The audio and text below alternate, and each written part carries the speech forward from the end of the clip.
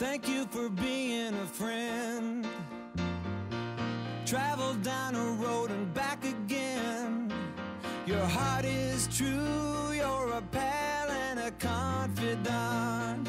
Terry's leaving the breakfast show? I have mixed emotions, obviously. Frankly, it's high time he went. I mean, the man is, what, 87 years of age now? Well, it's obvious that the nation will never, can never be the same again. It's a matter of national mourning. It was a very, very solemn day in the Ball-Cook household the day Terry announced that he was leaving the breakfast show.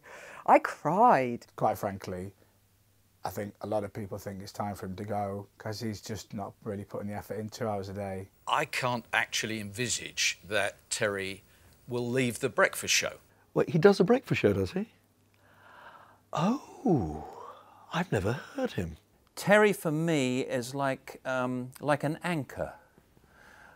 He anchors our morning and has done for at least 80 years.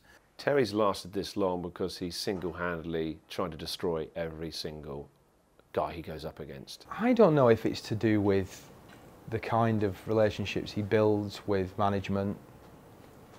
I think the reason Terry's lasted so long is because he knows too much about management. He knows what they've been up to, who they've been up, and everything they've been doing over the years. On the serious side, it's because he's a complete and utter legend. He doesn't want to hear that. I aspire to be more Woganinian in my broadcasting skills. You know, he's the epitome of warmth, isn't he? He's like a 12 tog duvet. Tog, see what I've done? Terry is he's like a pair of comfy slippers. He's like, you know, he's like his own smoking jacket.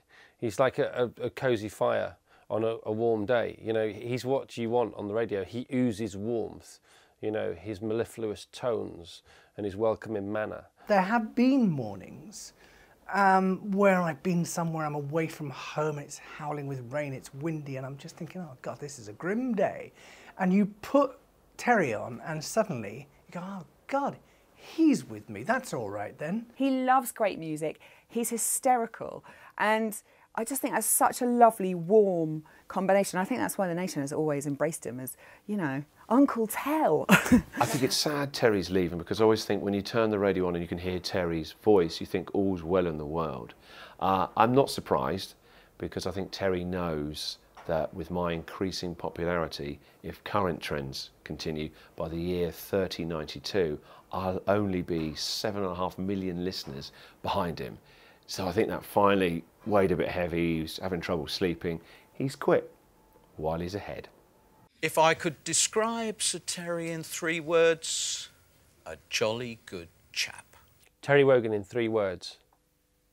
Annoyingly very good. 3 words. An Irishman. Sexy, powerful, potent. I need only one word, regal. Truly massive broadcaster. Ebullient. Your naughty Irish uncle. Clever. Silly old fool. Warm. Can I have more than 3?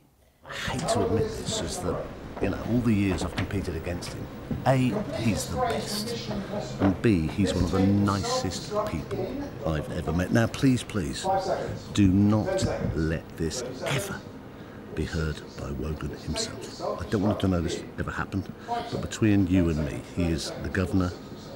He's actually a terribly nice man. But don't, whatever you do, let Terry Wogan ever see this tape, okay? Now the question is which... Hi, Terry. Used to be on the radio. Who was that masked intruder?